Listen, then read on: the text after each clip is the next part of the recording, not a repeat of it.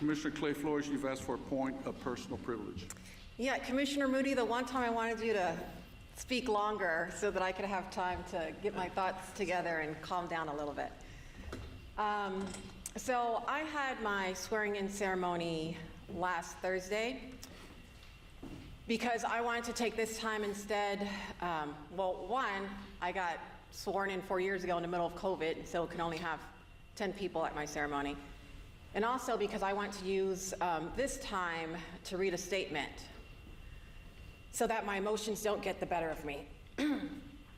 During my extremely long campaign season last year, winning 3 elections and fighting against false accusations and lies by my many opponents and political enemies, and experiencing blatant racism and sexism at the instigating of the sheriff's union leadership, to be clear, not the sheriff nor the sheriff deputies, but union leadership. What no one knew was that I was fighting to get through each day because I was not feeling well all year, and I knew something was off with my body. So in between knocking on doors, media interviews, and life's other responsibilities, I was also undergoing treatment during the runoff that neither my staff nor my campaign team knew about.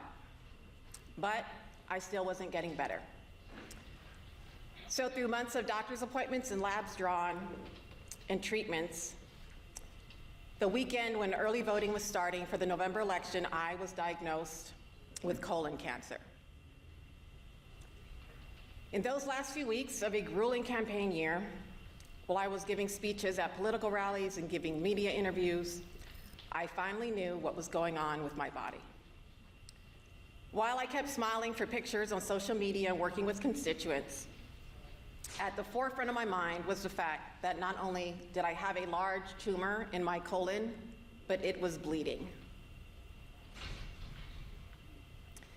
In the midst of uncertainty, fear, and having a million questions, the doctors couldn't answer most of them until after surgery and after the tumor was sent to pathology.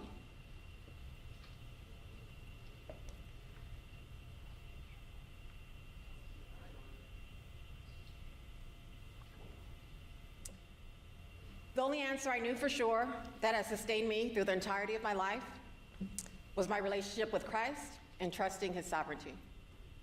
I underwent a 6-hour surgery and spent 5 days at UHS, our University Health County Hospital system. Thank you to my team of doctors from the Mays Cancer Center and to the myriad of nurses and other medical professionals who were so kind and professional to me. From the woman who came to clean my hospital room every day to the nurse tech who helped me to bathe. I am continuously advocating for access to health care and preventative health, which is why I fought so hard to have our UHS Southside Hospital, which is being built across from Texas A&M. I had people who could drive me 40 minutes in traffic to my appointments and CT scans and MRIs when I was too weak or dizzy to drive myself. But many of my constituents don't have the access that I do. So they skip preventative health appointments and screenings. They ignore things in their bodies when they too realize something's off. So even in the midst of my cancer, I was grateful that God gave me the opportunity to experience the excellent care of our UHS professionals as they continue to care day to day, as Matthew 25, verses 39 through 40 states, caring for the least of these. My doctors kept telling me that I was young and healthy, which at the moment was annoying because I had a bleeding tumor. But I later understood what they meant. I realized that the preventative health lifestyle that I talk about so much, the fact that I was still walking every day, even when I was tired and dizzy, and being vegan for the last 19 years, helped in the surgery process and as I am still recovering. When I asked my GI doc if I had any risk factors, he said, only your race. Though I am Black and Mexican, he was referring to me being Black. So if you are in your 40s and Black, you have a higher risk. Please call right now to make an appointment with your doctor to schedule your colonoscopy. I did not know that I was supposed to have had a colonoscopy as a preventative screening.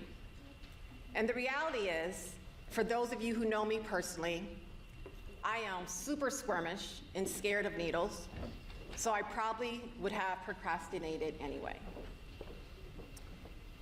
In order to not freak out during the last couple of weeks of my election when I was campaigning, I had to reframe my understanding of my cancer, to realize that though I did not choose cancer, God entrusted me with it.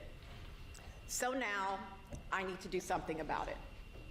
In addition to my continued advocacy for mental health funding and preventive health access, I will be a fierce proponent for colon cancer screenings. You'll hear more about this work in the months to come.